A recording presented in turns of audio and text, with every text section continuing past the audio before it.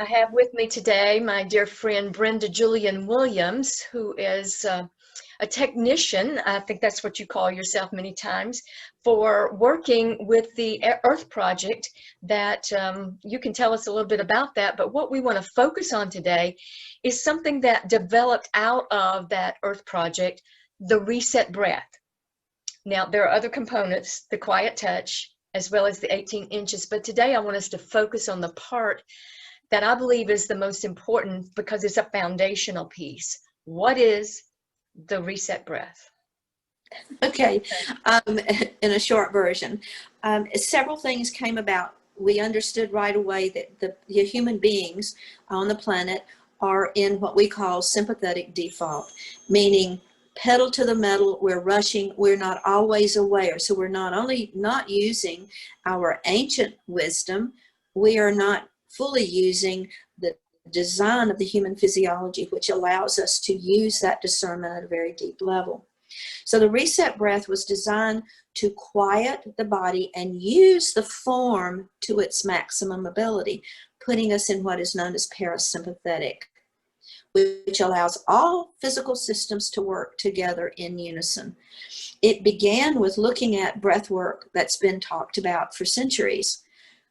When we tell someone to take a deep breath, what happens is they inhale and it puts the body immediately into sympathetic default. How do we bridge that? So we begin another way. We begin with the exhale. If you will take your understanding back to the moment of your birth, the child comes out of the birth canal and it goes and cries. It does that inhale to receive. It's receiving the breath of life. And what does it do then? Well, it will cry. But the cry, anything after that, is an exhale, which sets that parasympathetic routing in place. So we knew immediately to begin with an exhale. So the breath is very simple. It's 3 components. You exhale through the mouth. Then you inhale through the nose. And then you exhale through the mouth. Following that breath, noticing as that breath leaves your body any signals, whatever draws your attention to what's happening in the body, because that's where your clues lie, in those signals. So it looks a little bit like this, and I'll exaggerate it. It goes,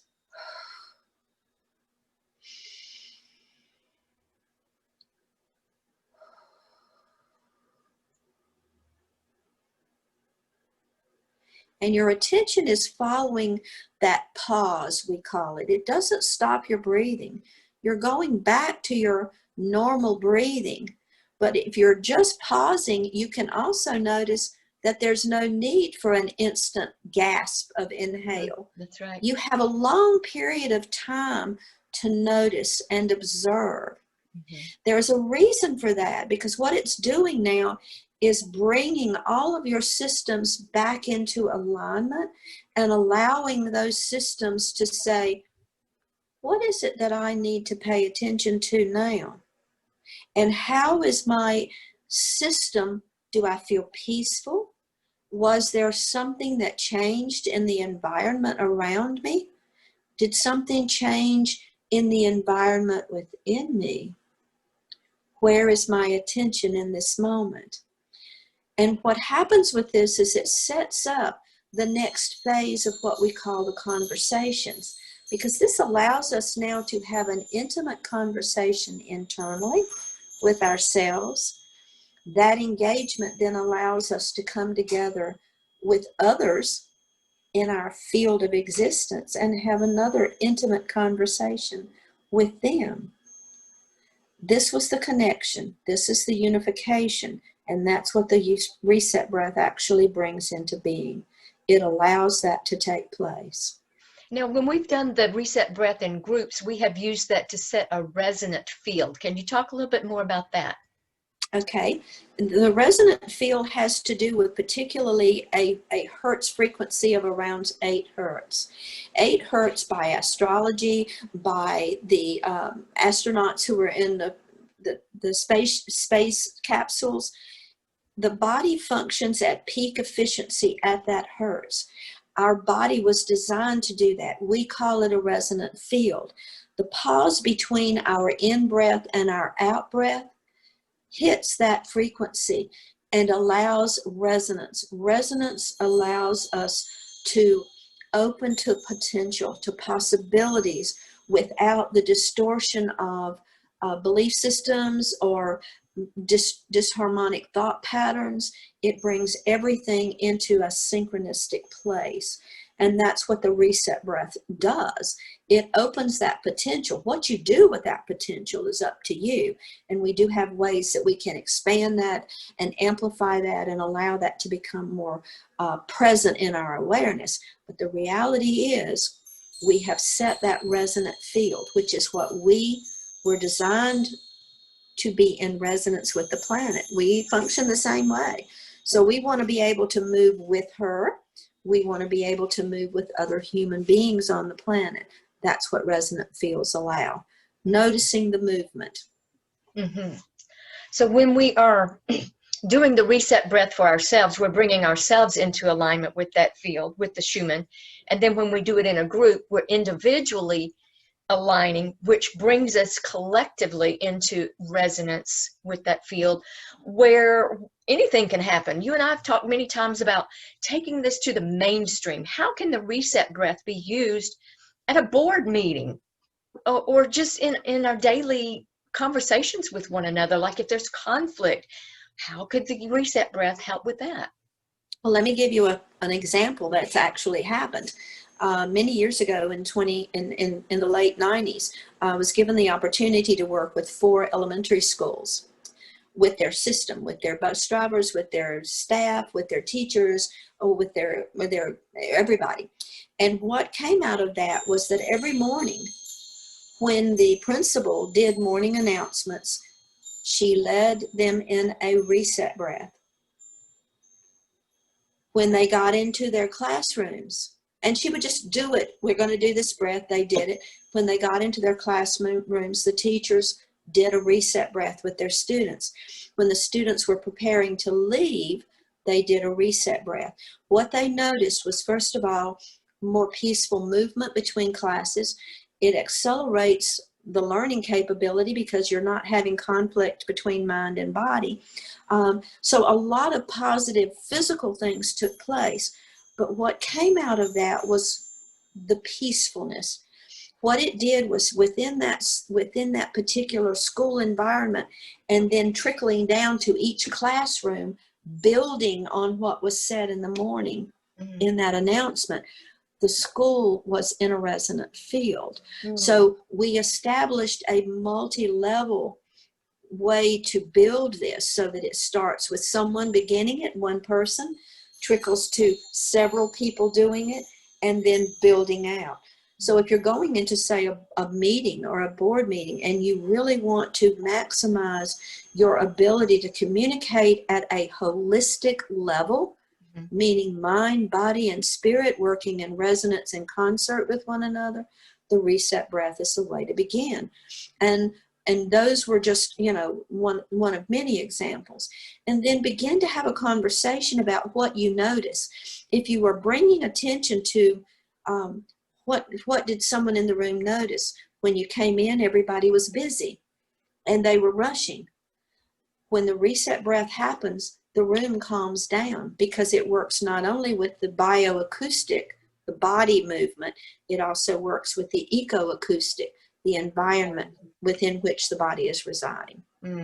Beautiful. Is that too much? No, I think that is exactly what I was needing to hear. I think that checks a lot of boxes, answers a lot of questions, and yeah, in a time like we're living in right now where there's so much chaos and confusion and fear, anxiety attacks and all this kind of stuff, I could see anybody. It's not based on religion. It's not even breath work. It's the practice that anybody can use regardless of their belief system or their genetics or whatever, how would you see somebody using this if they're on the subway having a panic attack? Panic attacks are generally caused because our mind sets up a scenario of fear. Yeah. That is a sympathetic thing. I'm fearful, I'm poised, I'm cocked, I'm ready to go, I'm breathing deeply, I'm all fight or flight. Fight or flight, sometimes freeze. So the reset breath shifts that, beginning with that exhale. What happens is it shifts that belief for a moment and says, wait a minute, what's really happening out here? Is someone shooting, you know, or is someone chasing you with a gun? If they are, then I'm going to it's time to run. or I'm going to take action. But 90% of what we're experiencing day to day is not at that level. It's perceived. But we are still, it is perceived, and our perception is what determines what happens in front of us and what happens within our physical form, because it is ruled by our rational mind. And it says, wait a minute, this is not what's happening, but our emotional database is saying, oh, but every time this happens, this is what comes up. So I'm not going to believe what you're saying. Okay, let me go back here and rest. You take care of it. And the emotional reaction based on experience and what we've been taught and told for centuries says, this is not good, so let me have a panic attack. Panic attack don't solve anything. Well, all these problems are created in the mind, so you can't undo them with the mind. They've got to come into what everybody's harping about, the heart space, and that's what the reset breath is really doing, is bringing us into resonant with our heart vibration, with our true essence, whatever you call that. Some people call it spirit, soul, but bringing us into harmonics with divinity. Can it be expressed that way? That's what happens when the ancient chakra system is our power center. It's our power center. It's the power of the gut and the heart, you know, the mind, the whole 9 yards, up and down, straight line, up and down. Okay. The human being came in here and said, well, wait a minute, I want to have an experience, and I've been given free will to have one. Right. So I can't just sit, you know, in a lotus position and ignore, because I'm not in a cave anymore. I'm out here experiencing life. So let's build a new routing system. So if you look at the chakra system here, the routing system is now perpetually moving, connecting with all sections, which bridges now and says, I can work with the wisdom and the feelings and the emotion of the heart in a different way. I can use discernment, but on top of that, we're now working with this parietal lobe, which says, I am now determining which one of these systems I want to use. Which one I want to interact with, yes. Insert with one another. I'm going to take the wisdom of the ancients, I'm going to build the wisdom of the human physiology, and I'm going to use them together to have a holistic embodiment of divine wisdom in a divine human form that knows how to get us through these things, if we will but listen to the subtleties of the movement within the system. Instead of what's happening outside, we are watching it, we are observing, and we're choosing from the inside. I love it. Living from the inside out and not the outside in. That's where the chaos comes from, out there, what we have created collectively to believe in, all that craziness. And then if that's our reality, naturally the body's going to respond to that if we let it. But the body also responds to the reset breath and to centering and coming into that place of harmony, and that place where everything is connected, where the ancient chakra system is engaged and the routing is working properly. Then we have free choice. We have choice to calm ourselves right in the middle of a panic attack. Right. The parietal lobe is sitting in the center where the entire control mechanism of the human form is. It's also right there where the pineal gland is. The parietal lobe is actually the third eye in human form. We don't have an eye that looks out here. And everybody talks about, let me open my third eye. Why don't you use your parietal lobe? Because it is where all of the information comes together, ancient and current. Oh. And when we begin to utilize the body itself is the most intricate system of knowledge that exists, because it accesses everything.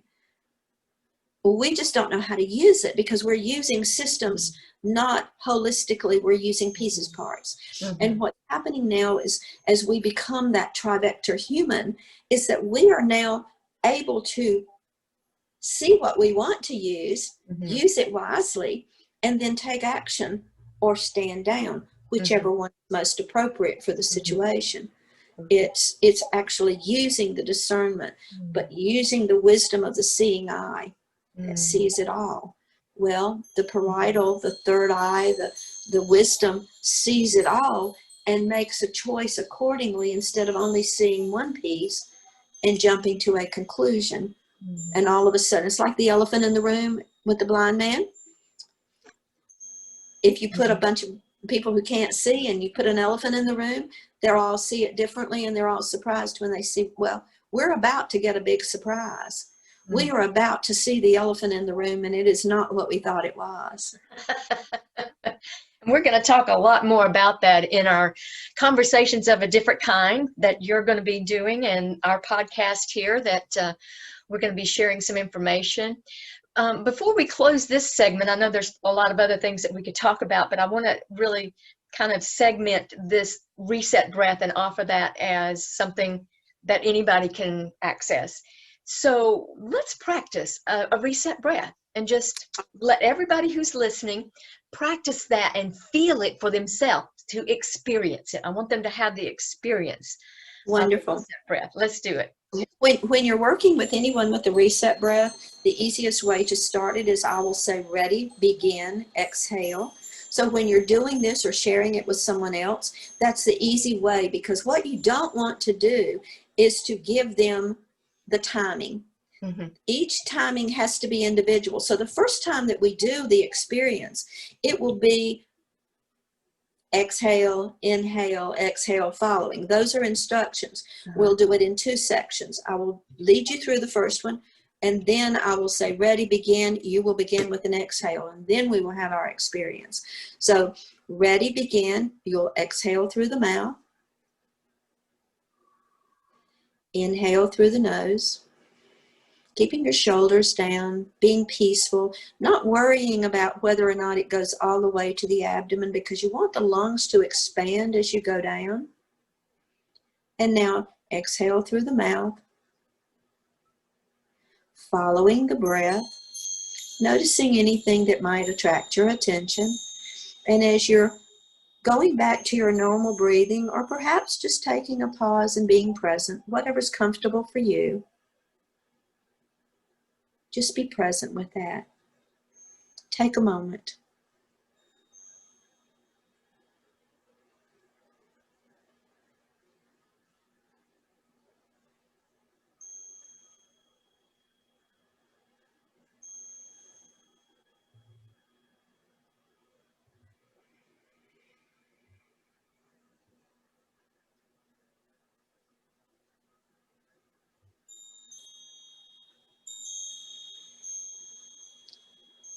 And we will always ask the question, what did you notice? Mm-hmm. That's where I want you to leave in the comments down below this post. Tell us, what was your experience with this reset breath? Yeah. Because it hit the zone. I felt it. I did. I felt that shift. I felt, first of all, lightheaded. It's kind of like, woo. And it's like, okay, I'm going to sit with that. And then it come down. It's like the lightheadedness came down, and the energy went through the entire body. And then the peacefulness. Right. Then I noticed the peacefulness. Which was a little bit of a surprise, because very rarely does that happen in the instruction. And that was like, oh, it didn't need to do anything else. because it did it worked right away. I'm thinking, just between you and me, if that maybe has something to do with the magic box. Yeah, well, we already have a resonant field. Anytime we come together, we click. And Yeah. so, yeah, it's not unusual for me to be able to feel that anytime I'm with you. In fact, sometimes when I'm with you in your energy, and this is something we could talk about in another podcast, but when you're in the energy of another person and they're really resonant and they're really focused, and carrying the light, and they're carrying the vibration, and they're working with the parietal gland that you're talking about, and you come into the parietal lobe. When you come into their presence, there's automatically, you can feel it. If you'll pause a moment, the reset breath will allow you to feel that, but that does not inflict anything on you. You still have choice. They're not pushing that field on you. The objective is to bring our fields together in one consecutive movement that replicates what the routing does in the body. It's perpetual motion, and there's constant moving. So we're in and out of these different fields all the time. And we'll talk another time about the 18 inches, because we understand how to move in concert with, rather than in conflict with other people. And that's a lot of where we're going with this. Yes. Thank you. Goodness. Thank you. It's always such a pleasure. I have such fun with you. Oh, it's always an education and an experience that I will treasure. Back at you. It's just a lot of fun, because I think of all the people, you have a way of, kind of getting a lot of stuff going. Yeah. So thank you. All right. So that's the reset breath, folks. Practice that. Do that as often as you want. There's no way to overuse it, right, Brenda? I mean, no. The one thing you want to do, though, if you'll keep one thing in mind, it is task oriented.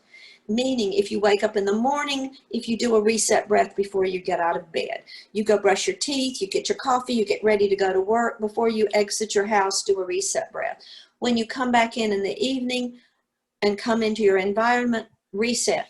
What that does is it leaves all of the tasks in their proper place. You're not pulling a whole wagon full of the day's experience on your shoulders. You're coming in each moment and resetting. That moment becomes, that now moment becomes all you have to focus on, instead of all the things that are racing around in your mind. And that's how the reset breath remains intact in your field and in your awareness, is that there's only this moment. And we talk that a lot, but this is a way for you to actually experience it and have language around it. I love it. I love it. Okay, thank you so much, Brenda. Thank you. You get to your next one now. All right, sweetie. Talk to you soon. Okay, bye-bye.